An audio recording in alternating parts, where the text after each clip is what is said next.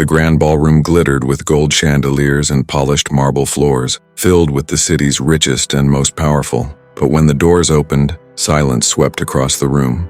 Every eye turned toward the woman stepping in. She wore a stunning red gown, her skin glowing under the lights, her walk fierce and unshaken. Hours ago, those same people laughed behind her back, thinking she didn't belong among them. None of them knew who she truly was, or how their cruel little joke was about to expose their own ugliness to the world. Your one click can keep stories like this alive. Like, share, subscribe, and turn on the bell icon to stand with the voices that matter. Once she was invisible to them, just another cleaning lady who scrubbed their offices late into the night. Her name was Amara, a single mother who had left Africa with nothing but determination. For years, she cleaned the homes of millionaires, overhearing their gossip, their business deals, and sometimes their quiet disdain for people like her. They saw her as someone meant to serve, never to shine. Amara worked at the mansion of a wealthy businessman, Richard Monroe, known for his arrogance and old money pride. His parties were legendary, gathering social elites who measured worth by lineage and luxury. One evening, while Amara polished his marble floors, Richard and his guests mocked her humble clothes, joking that she'd never survive among their kind. Then someone laughed and said, "We should invite her to the charity gala. Let's see if she dares show up." The laughter echoed through the halls like poison. But what they didn't know was that Amara was no fool. Beneath her quiet grace was a mind sharp as steel. She had spent years studying online, learning business, design, and culture. Every night after work, she built her own small clothing brand, piece by piece. Her clients grew, her name spread, and soon she began earning more than some of the people who once mocked her. So when the golden invitation arrived, the one meant to humiliate her, she smiled. It was time to remind them who she really was. The day of the gala arrived like a storm. Inside her small apartment, Amara stood before the mirror, slipping into a crimson gown she had designed herself, a dress that symbolized her strength and story.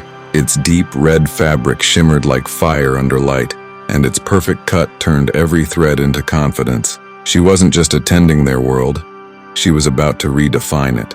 Outside, luxury cars lined the mansion driveway as flashes from cameras lit the night. The guests, wrapped in diamonds and vanity, whispered and laughed as they saw her name on the guest list. The maid?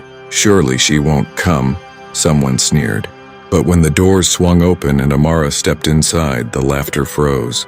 The room fell silent. Every man and woman turned, their arrogance melting into disbelief. Her presence commanded the air. She didn't need to speak. Her walk did it for her. Whispers rippled through the crowd. Some recognized her as the cleaner. Others were too stunned to place her face beneath the elegance. Richard Monroe nearly dropped his glass when he realized who she was. The same woman they mocked now stood before them, radiant and fearless, embodying every quality they pretended to possess. As the orchestra played softly, Amara greeted the stunned host with grace, her calm smile cutting deeper than anger ever could. She moved among the crowd with quiet poise, and soon people began to approach her, curious, even enchanted. Word spread that she was a designer, a businesswoman, an invited guest in her own right. Photographers turned their lenses toward her, ignoring the elite who once controlled the spotlight. For the first time, she wasn't a background figure. She was the scene. Richard, humiliated yet pretending composure, raised his glass to toast. His eyes, however, betrayed fury and disbelief. He wanted to remind everyone who she used to be, but the power had shifted. The media cameras captured every angle of Amara, her glow stealing the attention that once belonged to him. When the charity auction began, Amara quietly donated one of her custom-designed gowns, valued higher than half the items on display.